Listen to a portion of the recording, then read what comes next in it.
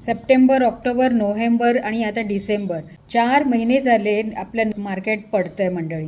तर आता बऱ्याचशा आपल्या इन्व्हेस्टर्सचा धीर देखील खचायला लागला. त्यांच्यासाठी खास हा व्हिडिओ बनवून मला सांगायचं आहे की 23,200 हा आधी एक क्रुशियल इम्पॉर्टंट म्हणतात ना, निफ्टीवर एक स्तर होता, तर तो होल्ड व्हायला हवा होता. ॲक्च्युलीमध्ये एक दोनदा खाली जाऊन टच करून आलेला आहे निफ्टी. 23,000चा एक मानसिक मनोवैज्ञानिक स्तर म्हणतात, तर तो स्तर हा जानेवारी महिना संपूर्ण होल्ड झाला पाहिजे.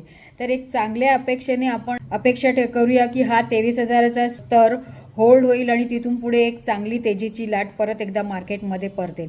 पण एक खास एक चांगली गोष्ट सांगायची आहे मंडळी, ती म्हणजे 26,000च्या 26,600च्या हायपासून निफ्टी आता 23,000वर ट्रेड होतं आहे.